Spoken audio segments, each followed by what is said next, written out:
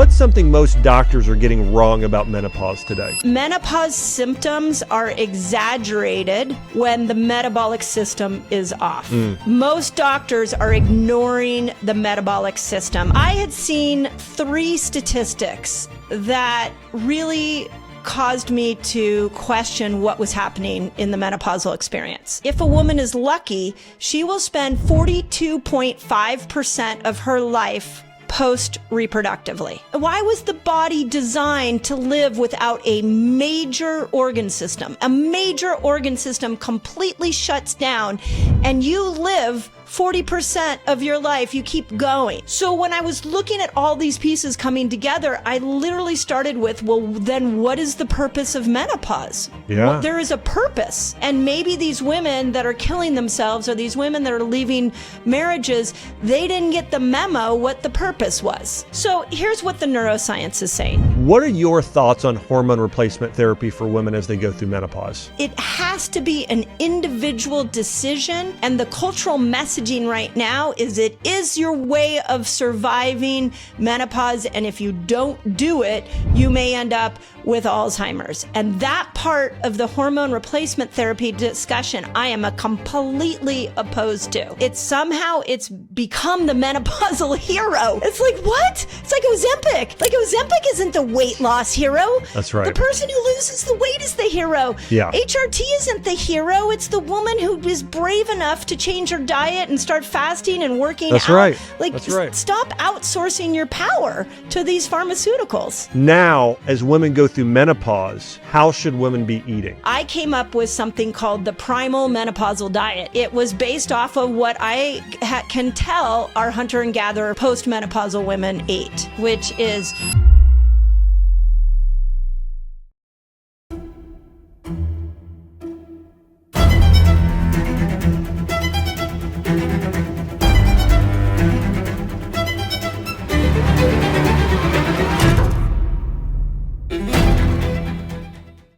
Menopause is one of the most misunderstood seasons of a woman's life, but new science reveals it's not a decline. In fact, it can come with some great benefits. Today, I'm joined by a friend of mine, Dr. Mindy Pelz. She's a New York Times bestselling author and a globally respected voice on women's health and hormones. I'm so excited to have her on today. Dr. Mindy, welcome to the show. Oh, thank you, Josh. I'm so excited to be here. I love your passion for the topic, so thank you. Well, you are actually backed by popular demand. This is the second time you've been on my show.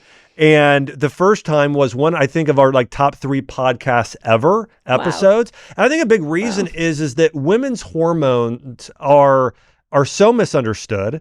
I think there's a lot of people talking about it, but one of the things I love about you is I really think we share a very similar view of health, philosophical view. And I think you do. And also you've had great results. I mean, I've ran into women at conferences and things saying, "Oh, I follow Dr. Mindy's. I read her books, Fast Like a Girl and Eat Like a Girl." And you have a new book called Age Like a Girl, which I'm excited to dive into. But one of the things I wanted to start off with here is, on the cover of your book, and this really intrigued me, and I typically don't kind of dive right into book covers early on because I typically, we'll talk about the book, but this just really intrigued me because it's so opposite of what the entire world is saying. Here's what it says. How menopause rewires your brain for mental clarity, increased confidence, and renewed energy. Now, here's the thing I just want to say. You know how many women I have as they're going through menopause, when they come in as patients, they will say, I have brain fog, my confidence is lower than ever, and my energy is totally tanked. So talk to me about how, how you're going about helping so many women with menopause. Yeah. So I'm just smiling because we spent a lot of time on the subtitle. And so, as an author, you only allowed so many words, right? So we really wanted to think this through. So, and once it clicked, we all stood back and we went, yep, that's what the book's about. So here's the place to start. And I know that you and I align so deeply on this place. I had seen 3 statistics that really caused me to question what was happening in the menopausal experience. So the first statistic was that between 45 and 55 is the most common time for a woman to commit suicide. I was like, what? Wow. At 45, you've got kids, you've got a career. Like, you're not a teenager. Why would you want to kill yourself? That for about a year or two just totally baffled me. Second statistic I saw was that 70% of divorces are initiated by women after the age of 50. And I was like, what? What's happening to women that they're killing themselves and they're like blowing up their life and leaving families and marriages? And then the third statistic I saw was that if a woman is lucky, she will spend 42.5% of her life post-reproductively. So I had to square, why was the body designed to live without a major organ system? A major organ system completely shuts down and you live 40% of your life. You keep going. Mm-hmm. So when I was looking at all these pieces coming together, I literally started with, well, then what is the purpose of menopause? Yeah. Well, there is a purpose. Right. Why are we left? And maybe these women that are killing themselves or these women that are leaving marriages, they didn't get the memo what the purpose was. So I dove into what the purpose was. And I looked at it through an anthropological lens. I looked at it through neuroscience. I looked at it through a societal lens. And then of course, for me, I had to throw in a mystic. I'm like, let's see what the mystics say about this. Yeah, and I put 4 teachings together to come up with a very clear picture that our brains and our bodies are rewiring themselves for a new purpose in life. And that wasn't to be invisible. That wasn't to fade away. That was actually the purpose to stand up in greater leadership in the world. We were not meant to be tossed aside. We are actually, if you go back to the evolutionary design of menopause, we were moved to a place of leadership. And that's not happening right now in our culture. Yeah. Yeah. One other thing that makes me think, and I'm curious your thoughts on this, is that, pre-menopause, women are having their cycle, and that obviously changes greatly, where there's less of this sort of ups and downs and fluctuations. There's more of a sort of steady state of what's going on hormonally. What do you think the reason for that is? And your answer, feel free. It could be, it could be physical, it could be spiritual, but why do you believe that is in your research? It's estrogen. She's a big problem. And I only mean that with so much love. I always feel like I'm estrogen's PR team. But here's what you need to know about estrogen is she didn't work alone. She actually stimulated over 12 different chemicals. 10 of those are neurochemicals that we rely on. So every time estrogen comes in and she peaks, let's say it's around your ovulation, she's going to peak somewhere between day 10 and day 15. She stimulated dopamine, serotonin, acetylcholine, glutamate or balanced glutamate, GABA, oxytocin, BDNF. She brought a whole neurochemical experience to your brain, which basically made you happy, focused, compassionate, hopefully, and patient, maybe, able to hold on to new information. So when a woman was cycling, she got this neurochemical bath wherever estrogen went. Which is why when estrogen was there, we were happy and we were fun and you wanted to hang out with us.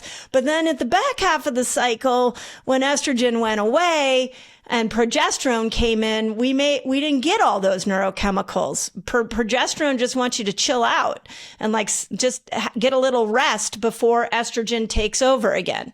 So for a cycling woman, that was what we were experiencing. And that is what's missing. Those neurochemicals are what's missing for the menopausal woman. Wow.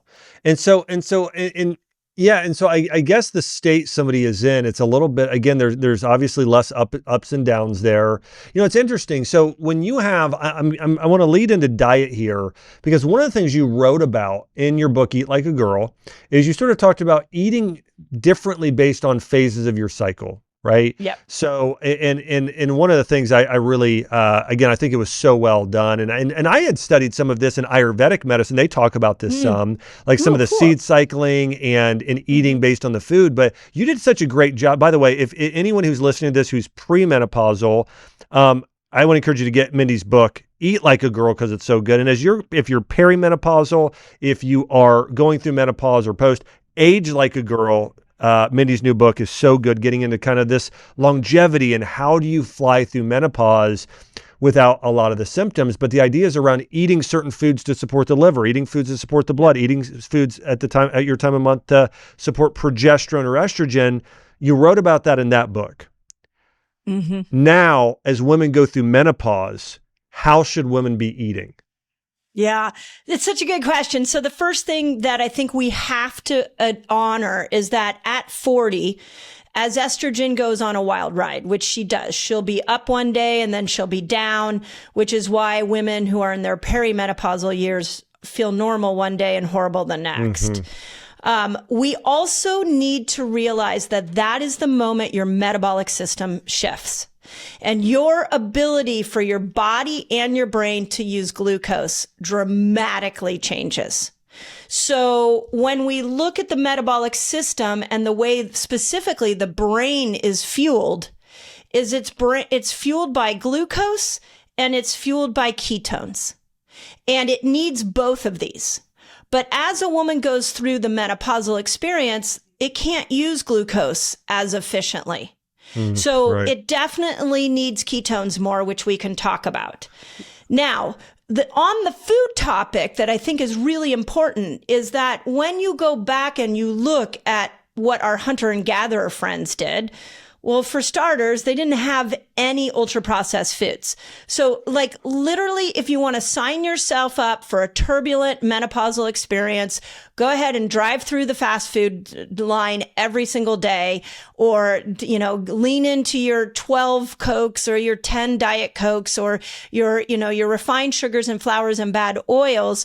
Those are like putting an extra fire on the menopausal flames that are already existing in you, because you do not use glucose the same. And when your body doesn't know how to use glucose, it stores glucose, and it will store it around the belly.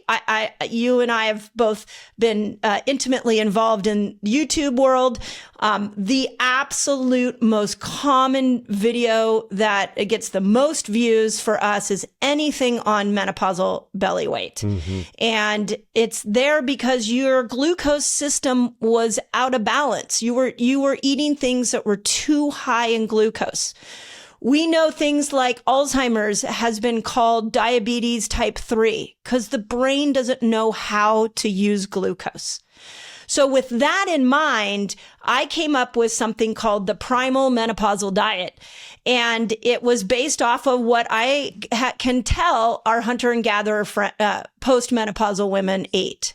Very much like what we just talked about on my podcast, which is a lot of animal meat, a lot of wild game, a lot of wild animal, grass-fed. Obviously, they didn't have commercialized meat back then.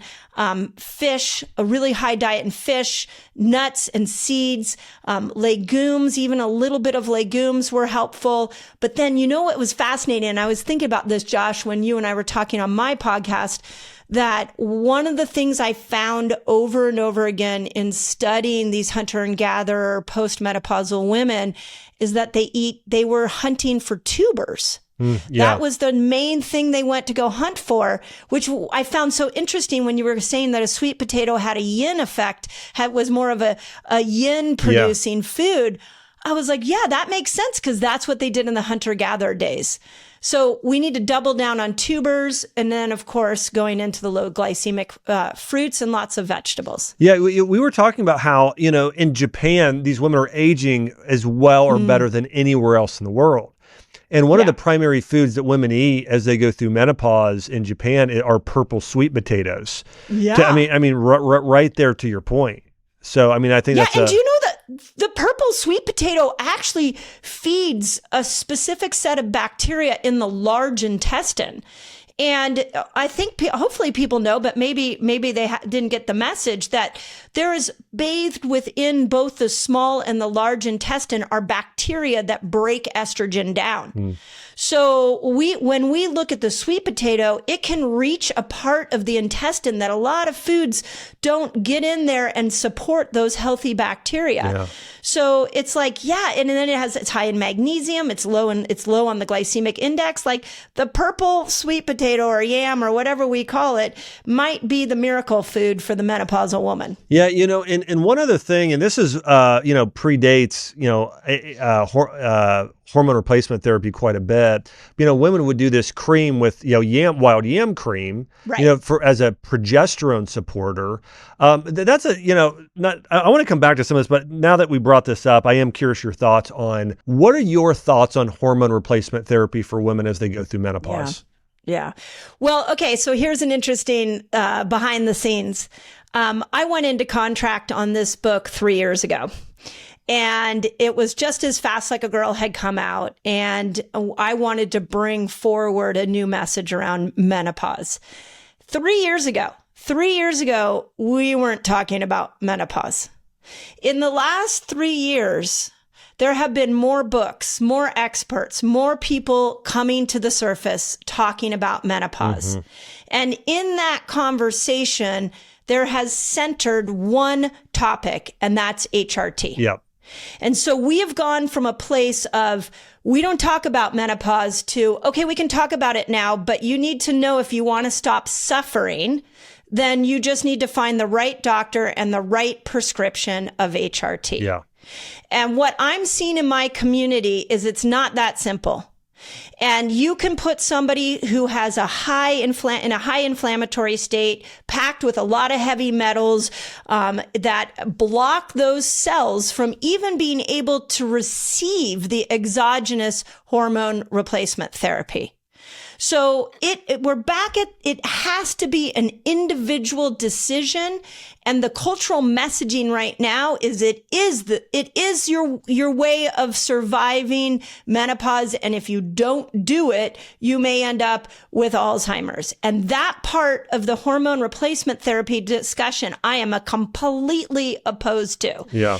And one of the problems with this is that women, when a medication, I hope you have doctors listening to this, because if you have doctors following you, what I really want to get out is that when you put a woman on a medication and you say, here you go, this is going to solve all your problems. And that woman takes that medication and it doesn't solve her problems. She doesn't blame you. She blames herself. And she turns on herself.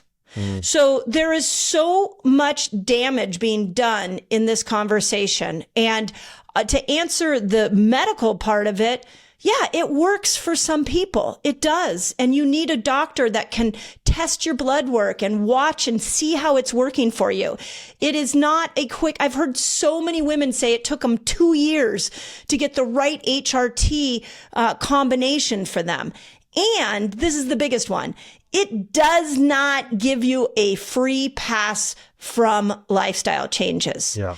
And so HRT can no longer be the hero because it's not the hero for everybody. And we still don't have enough research knowing about cancer. I think we still need to be cautious about this. So that's the complexity of the conversation. Now, I'm going to talk here for a couple minutes, and then I want you to I want to get all your thoughts on these things. But I have quite a few things roll around in my head with this because this is a really big topic that I think is so important. So here's one. I've had 3 women. All of them were in their early 40s, got on HRT, were diagnosed with breast cancer about a year later. So even though, and then I had, Marty Makery, head of the FDA, he was on my podcast and he said, we have the biggest study ever on HRT showing it doesn't really cause cancer, maybe just a little bit of this one, but the benefits outweigh the risks. But when he was on my show, I pushed back a little bit because part of my background is this Chinese medicine. And in Chinese medicine, they believe if you take an exogenous hormone in that way, you're turning off your body's own internal tap. So, and we know this, of course, for women, it's progesterone, estrogen. For men, it's testosterone. But when you turn that off, they would say that causes chi stagnation. And that is the chief thing that causes cancer. Here's kind of where I'm at with it. One, I think if a woman is having hormone issues, like major menopausal symptoms, she should go in to someone like you or to someone like me or some other, there's a lot of great practitioners, but go see a practitioner and have them lay out the perfect diet for you, the perfect supplement plan, and help you do the right lifestyle things. Do that first. I just want to encourage everybody, do that first. Yeah. And then after 1 year or however long of doing that right, then go and get on the lowest dose of HRT if you need to, if you still feel like your body is really out of whack. But that's the reality is that's not happening now. Now I do have a theory on this as well. Like I want to give male testosterone example of this, but the exact same could be said about women and hormone replacement therapy. I think even though I know there's some side effects there of hormone replacement therapy, I think for speaking as a man, I think if they go and take testosterone, and they then are like, you know what? I've got more confidence because I'm taking this. I have, I'm going to get in the gym because I'm taking testosterone. I think sometimes the negative side effects of HRT, because listen, you cannot take a synthetic hormone or drug and not think there is not at least some side effect. But I think the side effects might be outweighed if all of a sudden the man now is going to the gym, is more confident, is doing more, is more active for their health. I do think that's why in some of these studies, we're not seeing as great of side effects, is because I think that people are, again, for men, I know this for men because I understand this because I am a man, but they're having less side effects sometimes because they're going out there and active and doing certain things. But it's still not the best approach. I have a lot of men, they're in their 30s taking testosterone and they don't realize they're infertile for a period of time. And they're like, well, I'm going to have kids, so I see all kinds of problems with HRT. I do think there's a time and place for it, but it's not the first thing you should do. Right. It's really well said. And I think we're going to see the pendulum swing the other way now. We went from not talking about HRT or scaring women with HRT to every woman needs HRT to I think we're going to, and I already see the conversation coming back to lifestyle. And I personally think the best approach is exactly what you said. At 40, every woman should be sat down and said, you need to change your lifestyle now. And the first thing you need to change is your food, what you eat and when you eat. And I believe that every woman, if she wants to know what her menopausal experience is going to be like, needs to look at the one marker on her blood, and that's hemoglobin A1C. If your hemoglobin A1C is at 5.9, 6.0, woo, girl, get ready. It's going to be turbulent. We need to get you metabolically healthy before you go into this experience. And those are the kind of conversations that are missing. Now, I do also want to say, as a postmenopausal woman, I've watched HRT work wonders for women too. So I don't want women to feel who are taking it to start to shame themselves that they were taking it. We just need like a lifestyle that clicks with it. And then you like a supplement, every medication, every supplement needs to be, you're on it temporarily. Get on it and then get off of it. Your lifestyle should be the mainstay. Yep. Yeah. Well, we're in 100% agreement. As somebody who's doing it right, Mark Sisson. So Mark moved here to Nashville. So I ran into him and we were working at the same gym here. This is just a few weeks ago.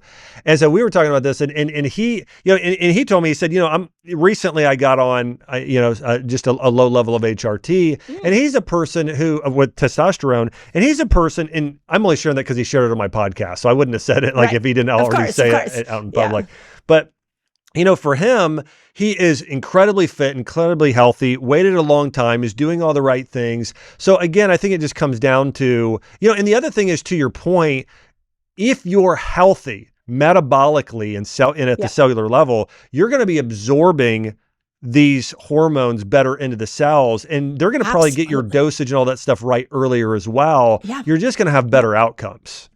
Yeah.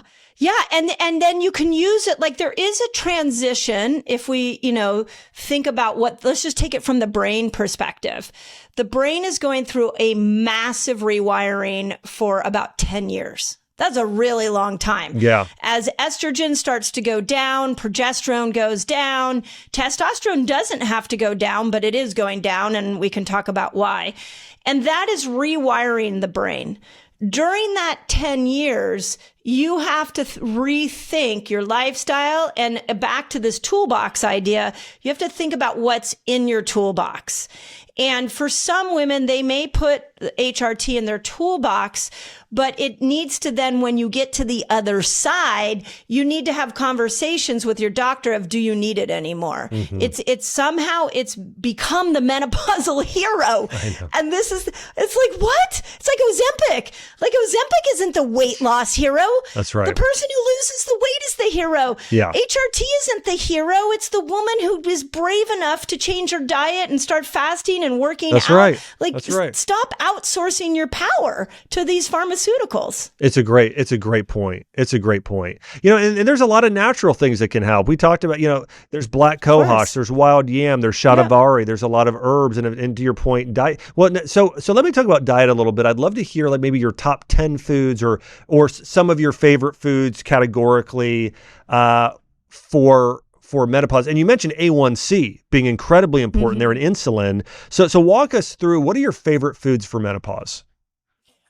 Well, okay.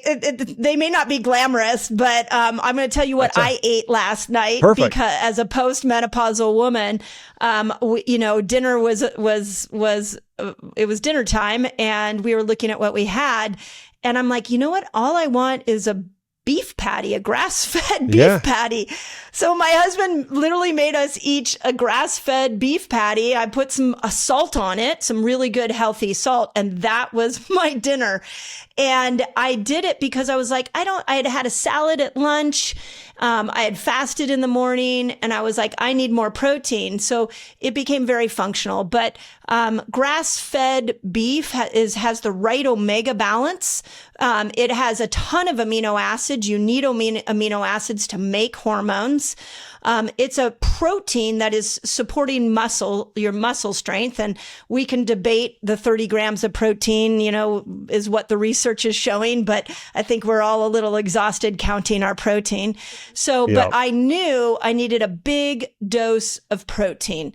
And a lot of that was built around what I had eaten earlier in the day. And then I was going surfing this morning, which is my new favorite sport. And I'm like, I'm going to need that extra protein to be able to, this is literally what I did. I looked at the waves. I'm like, the waves are going to be a little bigger tomorrow. I'm going to need a little more paddle strength. So I better power up on protein the night before. So that's the food system that I think of postmenopausally. Yeah. Yeah. What's funny is like in your head, you're like, okay, I got a big race tomorrow, or a bit, surfing, right, or big. And typically people are like, I'm going to go carb up and eat a bunch of pasta. Right. Nope. I don't know if you've seen, this is a little bit of a side note. I don't know how many people watch the show, The Office, Michael Scott, they do this race for rabies, and he eats so much pasta. So anyways, but I remember being in high school and in college and doing sports and, carbing up. I remember going to the Olive Garden or this place called Fazoli's, but eating, like so many carbs. And of course, then you get later on to when you and I are in school and we're learning about, nutrition, and we're like, oh, why, that was, and not to say there aren't some carb up principles if you're doing a lot of long distance cardio, which ages you. Well, but yeah. Yeah, on the carb thing, this is why. So in Fast Like a Girl and Eat Like a Girl, I came up with 2 diet types. One was what I call ketobiotic, which is basically low carb, but you're still eating some fruits and vegetables that are very low on the glycemic index. The other one was what I called hormone feasting foods, where you're really bringing your glucose levels up like the week before your period. When I looked at what menopausal women need, well, the first thing they need is to stop counting macros. The modern menopausal woman is exhausted counting. Yeah. So I didn't want to put any of the grams in there, but I did look at like, What are we meant to, or what do our bodies need? And at the top of the list has to be protein. And it has to be this grass-fed protein that has a higher nutrient amount, that has more omega-3s. Salmon, wild salmon is one that I have started having a couple of times a week. Yeah. And I can feel a difference in my skin when I eat it. So I think protein of all kinds, clean proteins, needs to be at the top of the list. Yeah. Yeah. It's so good. Yeah. It's so good. So, I mean, yeah, it's a lot of wild organic meat. It sounds like it sounds like a lot of vegetables, low glycemic fruits. You talked about tubers, right? So getting things like sweet potatoes and yams. And it's that type of diet. Let me ask you, and I want to shift gears a little bit and then jump back, and I want to talk about supplements in a minute, but what is something today that most doctors, maybe even in the functional medicine space, could be conventional, but what's something most doctors are getting wrong about menopause today? Oh God, there's so many things I can say. Well, hey, it could be your top three in ranking order if you'd like. That's great. Yeah, I mean, okay, let's just say it this way, that menopause symptoms are exaggerated when the metabolic system is off. Most doctors are ignoring the metabolic system. I recently spoke at a metabolic conference this past weekend, and I put out a list of all the beginning signs of insulin resistance. They are exactly the beginning signs of menopause. Wow. They're exactly the weight gain for no particular reason, the brain fog, the energy crash, the inflammatory joint pain, the trouble focusing. Yeah. If you look at the beginning signs before you're diagnosed with official diabetes or insulin resistance and perimenopausal signs of low estrogen, they are exactly the same. Menopause is a metabolic challenge. And you know what I've come to really boldly believe is when we looked at COVID, we didn't, and again, conspiracy theories aside, we didn't have a viral problem. We had a metabolic problem. Oh yeah. It's the same thing here. We don't have a lack of HRT problem. We have a metabolic problem. The symptoms of menopause are inflamed by a poorly regulated metabolic system. Yeah, well, and by the way, this is, to your point, this isn't just about menopause. This show is about menopause, a big part of it. But my point is that it's the same with PCOS, right? I mean, this is another really common problem with infertility. That's pre-menopausal. And to your point, a lot of these co-infections that people were dealing with COVID and why they were getting so sick, it's a very, very similar thing. So fixing that A1C, that glucose levels, your blood sugar, insulin sensitivity is just so critical for menopause. I'm so glad you're saying that. It's so good. Have you ever felt like you're doing everything right? Eating clean, working out, taking all the right supplements, but your body just won't cooperate. Maybe you're tired, you're foggy, you're gaining weight, you can't sleep, and your doctor says your labs are normal. Here's the truth. Normal blood work does not mean your body is operating normally. It just means the levels in your blood work look okay. Not that your cells are actually using them the way they should. It's like using the wrong map and wondering why you're lost, or putting gas in the tank, but the engine still won't turn over.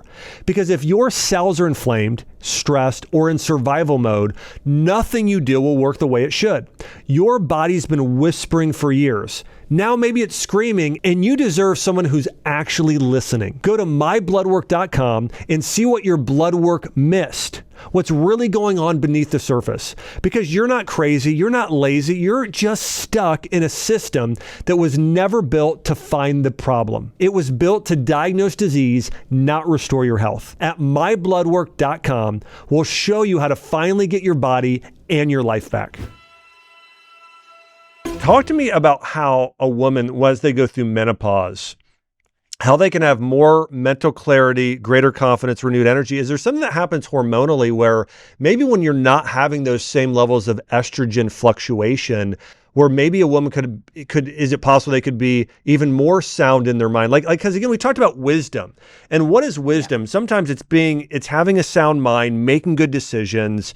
Is there something that actually menopause is actually good for women to actually have even a heightened level of wisdom. Oh, yes. Thank you. Thank you for asking me this. This was the whole,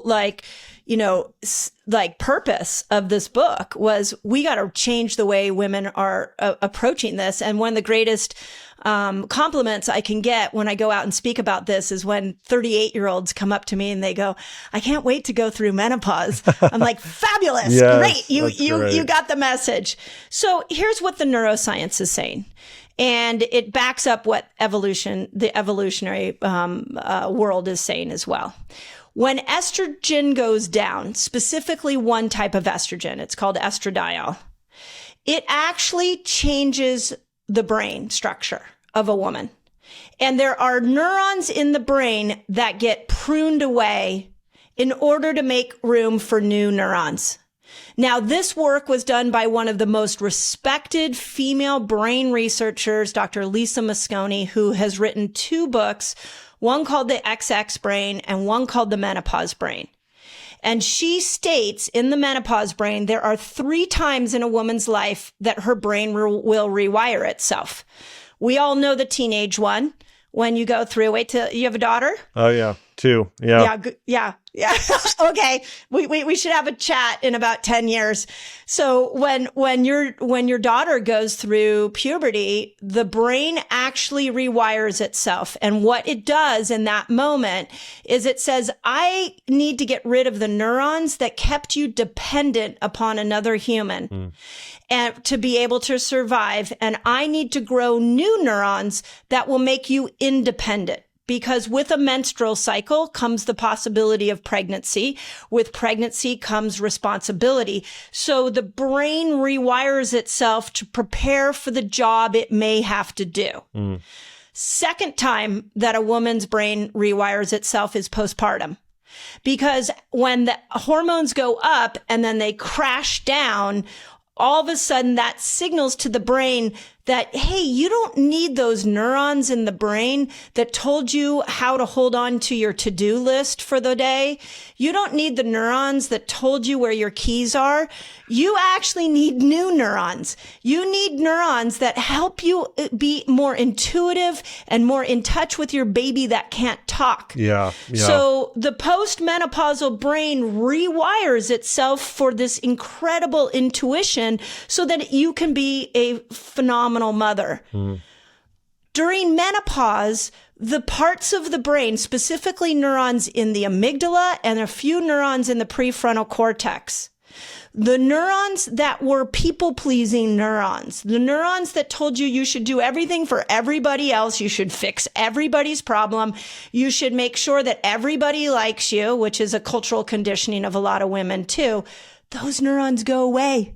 This is why this is great news for women, because those neurons go away and they make room for neurons that allow you to finally tell your truth, allow you to stand up in a position of leadership, that allow you to live in a world that is designed by you. You are being rewired for leadership. But you don't see that here. We see it in Japan. We don't see it here.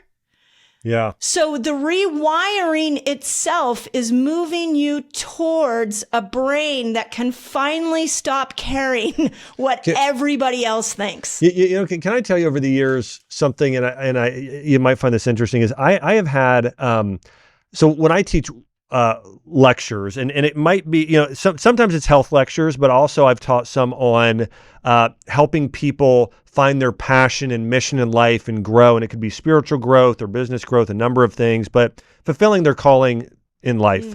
And one of the things I often will talk about is finding a mentor or somebody that can help you grow. Yeah. And you know how many women, and this happens more with women even than men, in terms of them saying, I really want a mentor. I really want an older woman who would disciple me and mentor me, but I can't find one, and I don't feel like there's any out there. Right.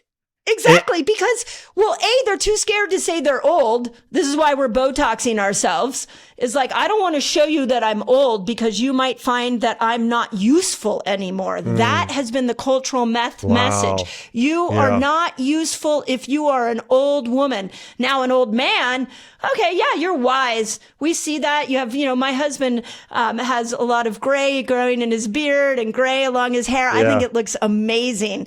And the culture would probably look at him and be like, there's a wise man. He might have something that I can learn from. But if I don't dye my hair, but if I had a ton of gray in my hair, culturally, we've been like, old woman, not helpful.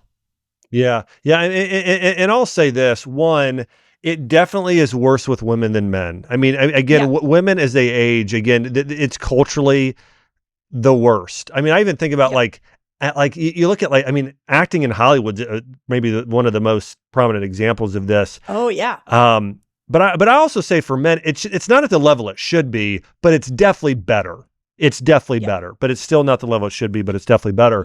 Yeah. I think part of it is, culture has kind of glorified this being a young woman. And so that's to your point. I just think it's so important. And so if you're a woman out there, just want to throw this out there. I listen, there is a rabbi that I followed. His name is Rabbi Maimonides. He's really one of the most famous rabbis ever in the past 2,000 years. And he has something called the charity ladder.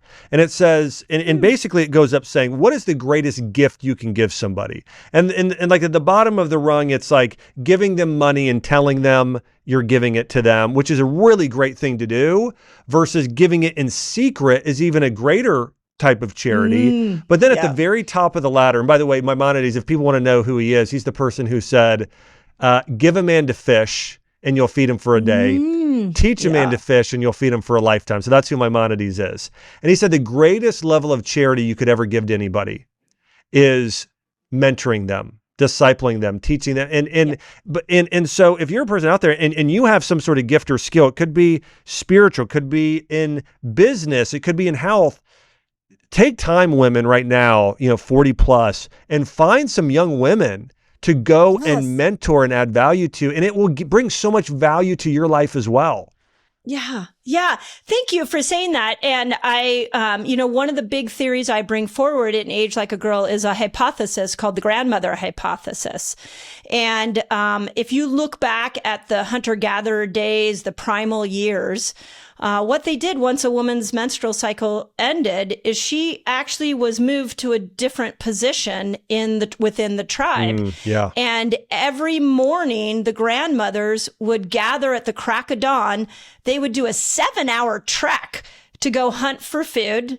They would go and get these tubers was the main thing, tubers and berries that they got.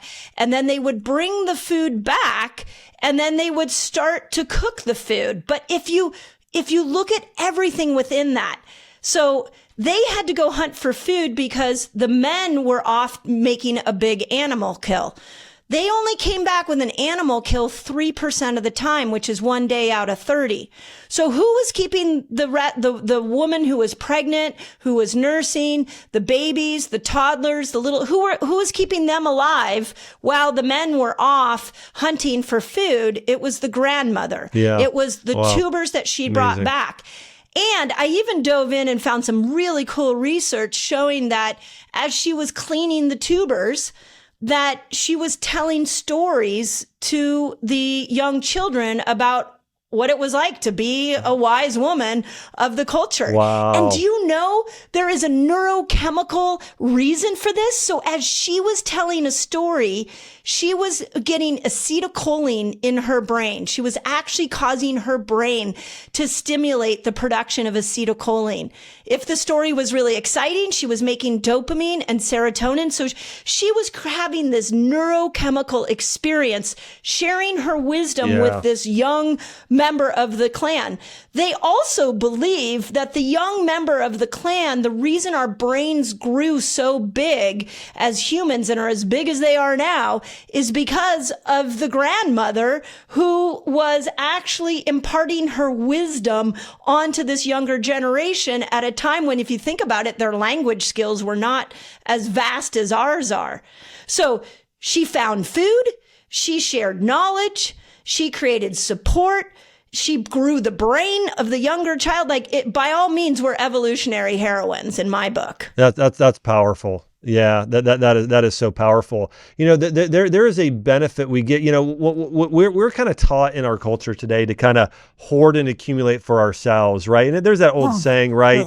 Yep. Giving is better than receiving. Yep. And it's true neurochemically, I think, in a lot of cases, to where, to your point with the acetylcholine, you are getting a benefit when you're adding value, when you're mentoring, when you're discipling others. Like, I can tell you this myself, and I know you're going to agree with this. And of course, the statistics are very, very proven here. But when you're teaching somebody something, that really teaches you to be a master. You really will understand it. I mean, I've learned more in my life when I'm preparing a presentation and I teach it. I learned that from that way more than if I'm just watching a podcast or reading something. Not to say that I don't, because I do that too, but you will learn there's a different thing that's happening to your brain and your hormonal system when you are loving others, blessing others, teaching and mentoring others with these things. And just a few resources. One, again, I want to encourage people to get Dr. Mindy's book here, Age Like a Girl. You know, I have somebody is a close friend of Chelsea and I. Her name's Lisa Bevere. She's got some great books on leading and mentoring others. But that's a great thing I want to encourage everybody just to adopt, is thinking about who is somebody that you can mentor and lead and step into that position of wisdom here as well. The other interesting, I just want to point on one other interesting thing on this is that even though you and I have made our livelihood out of the online world and not necessarily like seeing people face to face, there is really interesting research that when you are in that leadership, mentorship role, that the dopamine you get when you are in person with somebody compared to the dopamine release than if you're on the phone or you're on is like 10 times the natural amount of dopamine. So I also am calling for us all coming back to being in person with each other more, because the neurochemical upside of that is much greater. Oh, I'm so glad you said that. There's nothing like it. I mean, again, we know that there's so many studies showing that your community, your support group, you know, I mean, when I had my brick and mortar clinic from end of 2007 through 2013 in Nashville here, where I saw patients in person. And it was so gratifying. You know what's crazy? I still have patients from that long ago who I'll run into here at Urban Market or Whole Foods or Sprout or somewhere. And they're like, Doctor, it's so good to see you. And so I still get a flood of, excitement with that. I'm actually opening a clinic with my brother-in-laws in January here in Nashville. It's going to be called the Longevity Club and Clinic. So I'll get to do a little bit of that. It's less, it'll be, I really have practitioners I've trained and doctors and things that work with people directly now. But it is great. But but my point with that is I have a men's group here and I meet with them regularly in person. And honestly, if I'm not doing that, like we meet together in person once a month, we go through a book and we all share our thoughts and we kind of recycle between leadership books, marriage books, spiritual books. And then we get together, we play pickleball, a couple times a month. So we try to get together like once a week. And I have such a sense of satisfaction when I do that of like, it's so good for my mind and soul. And if I don't do that, I do feel a sense of kind of like longing and emptiness. Even and the same would go for, connecting with my family. There's such a special thing of connecting with my wife and daughters. But I do think that women, we should hang out with our families as much as possible. But I do think in particular as well, there's such a benefit of women hanging out with other women and men hanging out with other men, and something that's happening hormonally, and health-wise there as well. So one of the things that I discovered in looking at the neurochemicals that were affected by estrogen was this relationship of our oxytocin system. So something interesting about a woman's oxytocin system, a woman's amygdala has more oxytocin receptor sites than a man's. And because of that, there was a new stress response that was discovered way back in the 80s by a woman named Shelley Taylor. And the stress response is called tend and befriend. And women typically don't go to fight or flight stress response. We will often go towards, I need to lean in and connect with people. You may notice this in your marriage where your wife is like, hey, I want to talk about something that's really bothering me. And the reason is because when women go into connection, what ends up happening is it calms a woman's brain. So when a woman goes through menopause, that whole oxytocin system changes. So check this out, because this is really important for both men and women. She needs deeper connection. She can't sit and chat with you about sports. I'm sorry, unless you're going to tell her about the behind the scenes. Like my 86-year-old mom, she loves Stephen Curry. She loves the Warriors, and she will tell me all about his relationships and how they're doing. And that keeps her engaged in the sport. Whereas my dad can tell you which games they've won and which games they've lost. So as we move into those postmenopausal years, we need deeper connection, which I think this is really important for marriages, because when we've gone into a marriage where maybe it became all about the kids, or all of a sudden we are like roommates and we don't talk to each other in the same conscientious way, when the kids go, and you're left with a postmenopausal woman sitting there who is dying to calm her stress brain down by connecting to you, the best thing you can do is go into her feeling state. Go not where you want to go, I get it, but ask her how she's feeling. Get to know her in a new way. And I'll throw this out here. My husband and I have been married 30 years, and we met in our early 20s, and we have now defined that there were 3 parts to our marriage. There was marriage 1.0, where we didn't have children. There was marriage 2.0, where we had children, and now we're creating marriage 3.0. And in marriage 3.0, he knows, because we've been talking about it, that I'm a different version. I need a deeper connection. I need things differently because of the neurochemical change of menopause that I went through. Yeah. Wow. That's so powerful. Thanks for sharing this. I think these discussions are so important, because my belief is that the single greatest factor that impacts our health today isn't our diet. That's number 2. It's a strong number 2. But number 1 is our spiritual and emotional and mental health and our connections. And I think some proof of that is, one, there's this Harvard longevity study that shows, it's almost, it shows that the number 1 determining factor for longevity is human connection. It's support, it's community. That's so important. And just looking at so many patients, how many people have health conditions, everything from cancer to hormone imbalance, because, they're living in a state of fear or worry or wanting to please everyone around them, or they're rushing around trying to accomplish something to make their parents happy from when they were a child and things like that. So all of that, I just think it's so important that we talked about this, and I'm glad we did. I do want to dive back into nutrition a little bit and ask you about supplementation. You talked about the foods you eat on a regular basis, the biggest needle movers for menopause. What are some of your favorite supplements to support menopause? So the absolutes, the 2 that every woman should be bathing herself in, is magnesium and zinc. So magnesium, these are nutrients, and this is the way, think of it like you're going to bake a bread.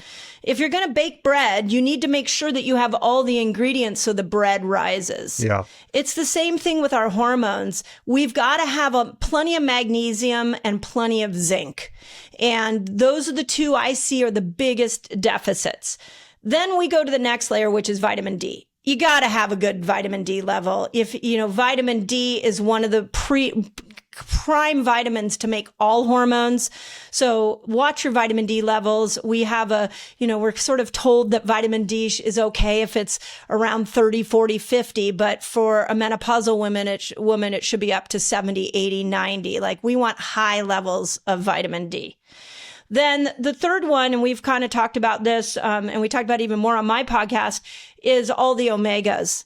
Because you got to get that balance right of omega-3, 6, 9, because you need that cell, the outside the cell, you need it to be nourished, and it's a bilipid membrane. And so feed it give it the right fatty acids so that it can bring the hormones into the cell and work its magic. Those are those are the musts. And then of course, we have the wild yam and those kind of things that help, but it's the same thing that I say with our HRT. When I find that a woman dials her lifestyle in, she doesn't really need as many of the supplements. Yeah. I totally agree. In most cases, if you're just doing things right nutritionally, getting the stress down, that's another, that's another huge.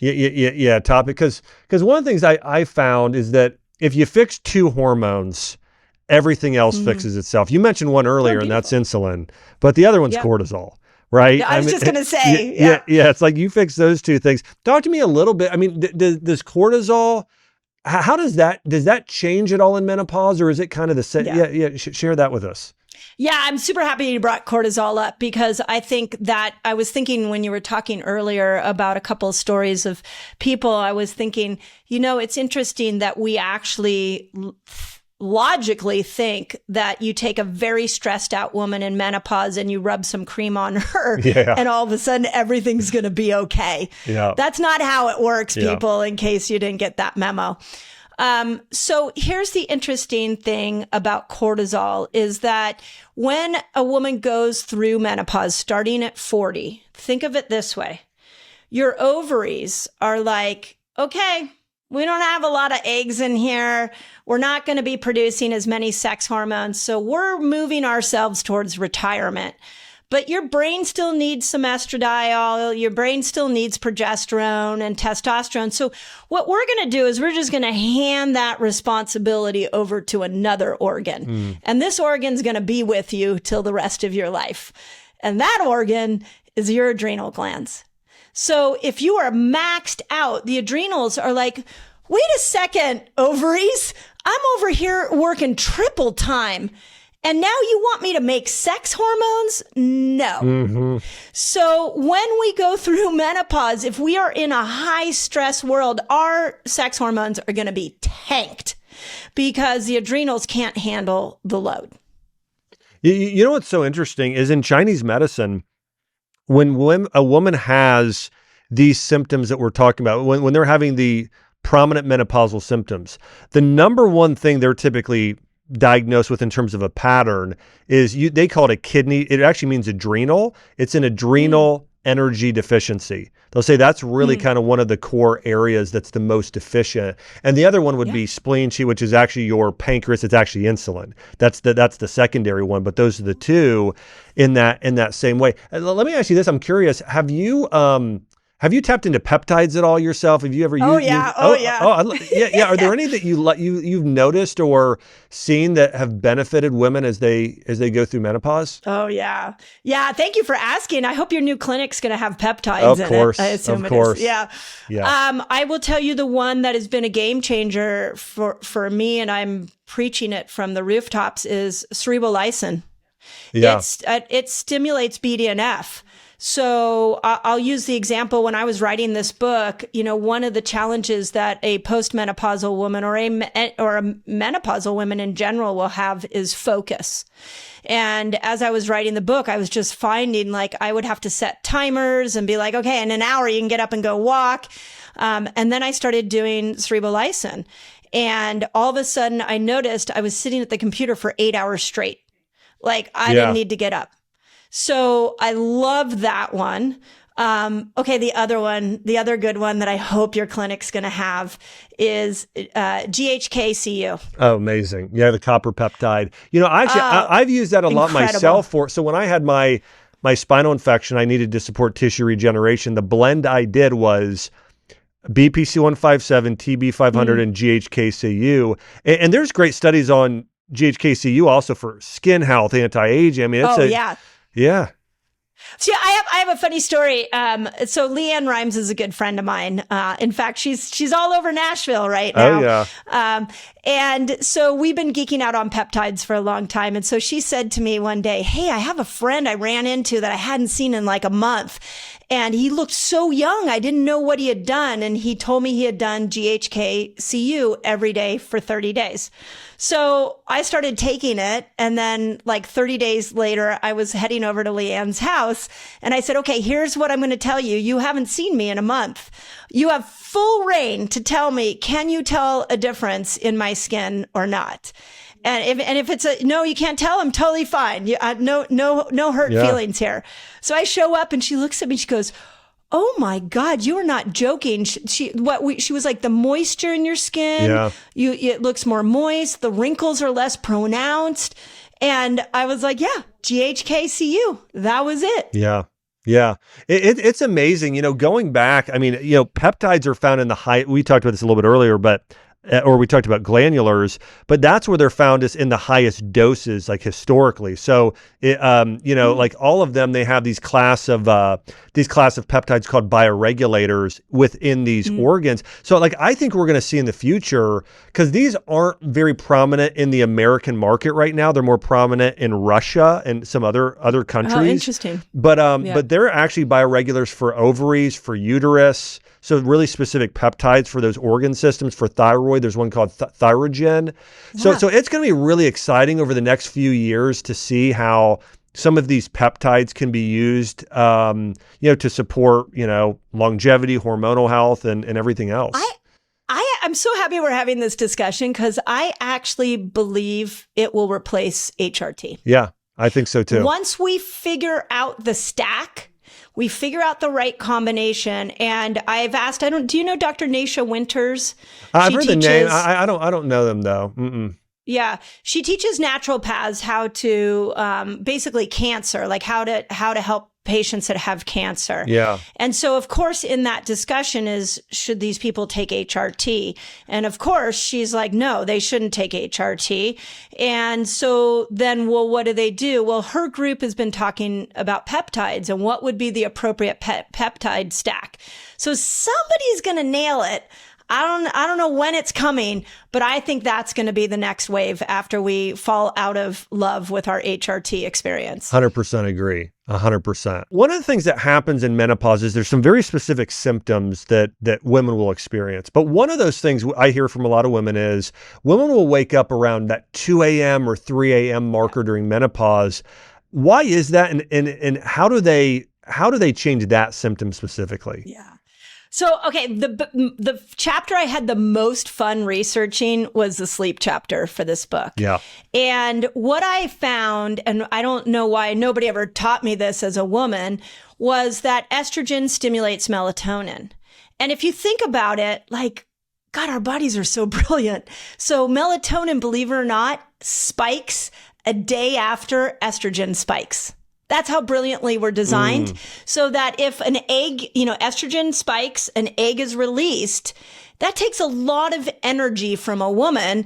And now melatonin comes in, so you go to sleep so that you can rest from the experience of releasing an egg.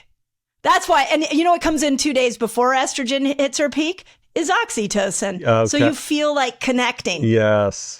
We're just so brilliant. Anyways, I geek out on how well we're designed. So, but then estrogen, what it does is every time it is released, it goes up to the timekeeper in the brain. And that little spot in the hypothalamus, it's called the suprachiasmatic nucleus, is the part of the brain that is assessing where you are in your day. And when estrogen pings it's bathed with estrogen receptor sites. It then sends the message on to the pineal gland to make melatonin. Okay, so you were regulated. This is what women need to know. Your sleep was regulated by estrogen. You don't have as much estrogen, so you need to tell that timekeeper where you are in the day. It's in your responsibility. And so you do that with the number one thing is light. You've got to see that red light in the morning when the sun comes up so that melatonin production turns off. You need the red light at night so that you see the sunset, so melatonin production turns on. You need to go out in the middle of the day. So I loved what you said this on my podcast about all the different types of light we get in the middle of the day from just the sunlight, so that you're telling your body where it is within the day. It doesn't come naturally to you anymore. So light is a big one. Movement. Let's go back to our hunter-gatherers. They moved in the morning. They didn't move in the afternoon. So rearrange your workouts. They need to be in the morning, because that's how you tell your body where it is within the day. Food. Eat in the light. Don't eat when it's dark out. It mixes up the whole melatonin system. So we need our eating window to be in the middle of the day. And then the last one that I found that was so interesting was temperature. And we keep thinking that temperature is because, you're getting these hot flashes and it's turning up the heat in you. But when I went to go look at the research, what we know is in order to get melatonin production after dark, you need to have the temperature in the room slowly go down so that by the time you are in bed, it's gone down at least 2 degrees compared to what your body was experiencing earlier in the day. Yeah. So you need whatever room you're reading a book in. If you're watching TV, you got to put some blue blockers on. But you need that room to be a little cold. This is why the bedroom has to stay cold, because it's another signal to the body to make melatonin. And if you don't nail those, the body doesn't make melatonin and you're up at 2 a.m. Yeah, it's so critical. We need to mirror nature, right? You need to do it in a friendly way inside your house, minus the, maybe storms and wind. But we need to model nature. We were designed and created to live in tune with nature. And it's so important. Well, Dr. Mindy, thanks so much for coming on. This has been wonderful. I think that there are so many women that are suffering and going through menopause, and they don't know about a lot of the natural protocols and ways and things that can be done to allow them to soar through and even thrive through. And I love that you really put an emphasis on this being something that's good, it's exciting, it's something that is a blessing. And I love that that's the mindset as well. And I want to encourage everybody to run out and check out Dr. Mindy's book. It's called Age Like a Girl. Okay, so Age Like a Girl. And it's a great book about longevity, a great book about menopause for women. And so again, and Dr. Mindy here, she's a New York Times bestselling author. She's a great author and writer. Amazon.com, bookstores nationwide, you can find the book.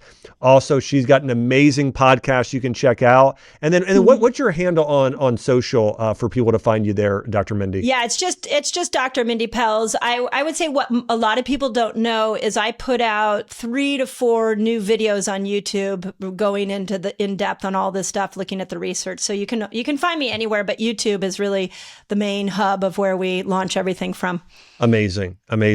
Well, awesome. Well, hey, thanks everybody for tuning in here to the Dr. Josh Axe Show. Remember, each and every week we're diving deep into the science and principles behind how you can heal physically, mentally, spiritually, and take your health and your life to the next level. Also, big thanks to Dr. Mindy Pelz here.